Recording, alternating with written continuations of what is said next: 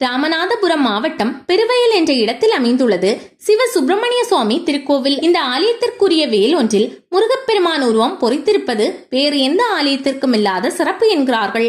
இந்த ஆலயத்தை பற்றி இங்கே பார்க்கலாம். தலவரலாறு: ராமநாதபுரம் சமஸ்தானத்தை கிழவன் சேதுபதி என்ற மன்னர் ஆட்சி செய்த காலம் அது. அவரது நம்பிக்கைக்கு பாத்திரமான சாத்தப்பன் என்கிற காத்தவீர தளவா வைரவன் சேர்வை என்பவர் அந்த சமஸ்தானத்தின் தளபதியாக விளங்கினார். இவர் சிறந்த முருக பக்தர் ஆவார். அதன் காரணமாக அடிக்கடி திருச்செந்தூர் திருத்தலம் சென்று அங்குள்ள முருகப்பெருமானை கண்ணார கண்டு வழிபட்டு வருவதை வழக்கமாக வைத்திருந்தார். ஒரு நாள் தளபதி சாத்தப்பன் கனவில் தோன்றிய முருகப்பெருமான், "நீ என்னை வழிபாடு செய்வதற்காக இனி திருச்செந்தூர் வர வேண்டும் என்ற அவசியமில்லை.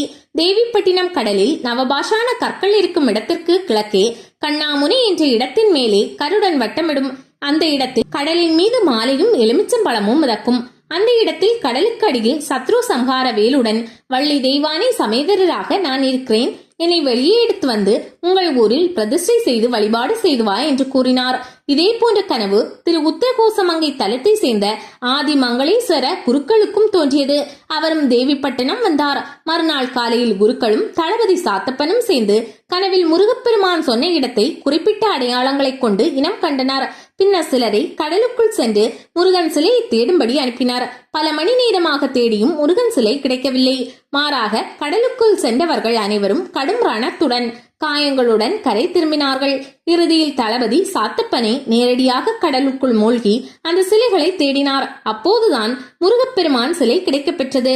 இது பற்றிய தகவல் அறிந்த மன்னர் தன் அரண்மனையில் தர்பார் மண்டபம் கட்டுவதற்காக வைத்திருந்த பொருட்களையும் பெருவயல் ஊரணிக்கரையில் முருகனுக்கு கோவில் அமைக்க நிலங்களையும் கொடுத்து உதவினார். அதன் பின்னர் கோவில் பணிகள் விரைவாக நடைபெற்று கடலில் கண்டெடுக்கப்பட்ட சிலைகள் கோவிலில் பிரதிஷ்டை செய்யப்பட்டு கும்பாபிஷேகம் சிறப்பாக நடைபெற்றது. திருச்செந்தூர் முருகன் கோவிலில் நடைபெறும் வழிபாட்டின் அடிப்படையில் அங்கு நடைபெறும் அனைத்து பூஜைகளும் விழாக்களும் பெருவயல் கோவிலிலும் நடைபெறுகின்றன. தளபதி சாத்தப்பன் ராமேஸ்வரம் ராமநாத சுவாமி மீது அதிக பக்தி வைத்திருந்த காரணத்தால் பெருவயல் சிவ சுப்பிரமணிய சுவாமி கோவிலில் ராமேஸ்வரம் ராமநாத சுவாமி மற்றும் பர்வதவர்த்தினி அம்மன் ஆகியோருக்கும் சன்னதிகள் அமைக்கப்பட்டிருக்கின்றன. திருச்செந்தூரில் அருள்பாலிக்கும் சுப்பிரமணிய சுவாமியையும் ராமேஸ்வரத்தில் அருள் வழங்கி வரும் ராமநாத சுவாமியையும் ஒரே தலத்தில் தரிசித்து அந்த இரண்டு ஆலயங்களின் புண்ணியங்களையும் ஒரே இடத்தில் பெற பெருவயல் சிவ சுப்பிரமணியர் ஆலயத்திற்கு தான் வர வேண்டும்.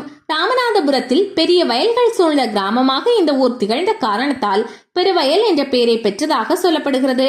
ஒரு காலத்தில் இந்த ஊர் மிகப்பெரிய நற்களஞ்சிய பூமியாக இருந்ததாக கூறுகின்றனர்.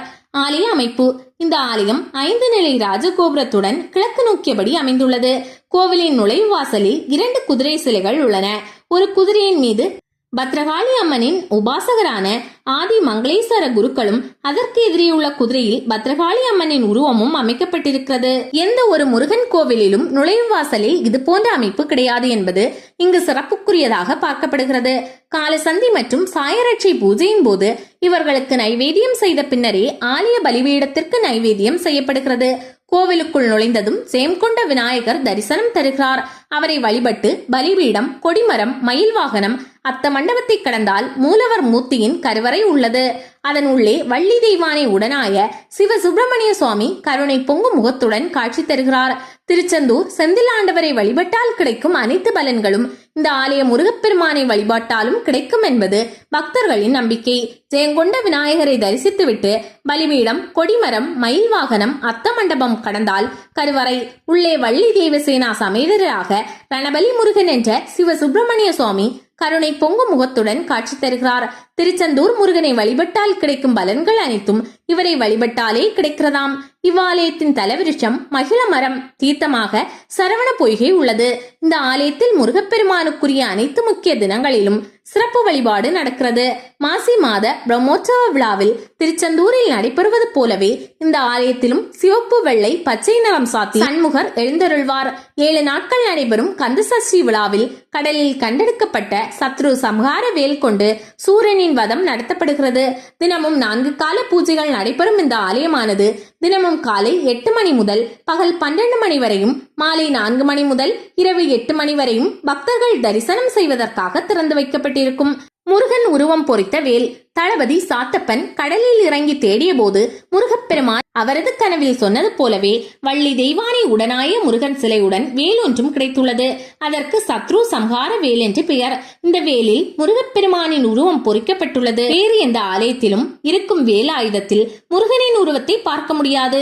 இது பற்றி ஒரு முறை இந்த ஆலயத்திற்கு வந்த ஆன்மீக சொற்பொழிவாளர் கிருபானந்த வாரியாரும் கூட பேசியிருக்கிறார். இந்த சத்ரு சம்ஹார வேல் ராமநாதபுரம் அரண்மனையில் பாதுகாக்கப்பட்டு வருகிறது. ஆண்டிற்கு ஒரு முறை 10 நாட்கள் நடைபெறும் மாசி திருவிழாவின் போது மட்டும் பெருவயல் சிவசுப்பிரமணிய சுவாமி கோவிலில் இந்த வேல் தரிசனத்திற்காக வைக்கப்படும். ரணபலி முருகன் கடலுக்குள் இறங்கி சிலையை எடுக்க முயன்ற பலருக்கு உடல் முழுவதும் ரணம் ஏற்பட்டதால் இத்தல மூலவர் ரணபலி முருகன் என்ற பெயரிலும் அழைக்கப்படுகிறார். பக்தர்களின் உள்ளத்தில் ரணத்தை ஏற்படுத்தும் கடன், பிணி, எதிரிகள் பயம் ஆகிய துன்பங்களை எல்லாம் பலி செய்து தன் பக்தர்களுக்கு அனைத்து நன்மைகளும் அருள்வதால் இத்தல மூலவரான முருகப்பெருமானுக்கு ரணபலி முருகன் என்ற பெயர் பொருத்தமானதாகவே இருக்கிறது. அமைவிடம் ராமநாதபுரம் பேருந்து மற்றும் ரயில் நிலையத்திலிருந்து சுமார் 9 கிலோமீட்டர் தொலைவில் தேவிப்பட்டினம் செல்லும் வழியில் உள்ளது பெருவயல் விளக்கு என்ற இடத்தில் இறங்க வேண்டும். அங்கிருந்து மேற்கே 3 கிலோமீட்டர் தூரம் பயணத்தில் பெருவயல் கிராமத்தை அடையலாம்.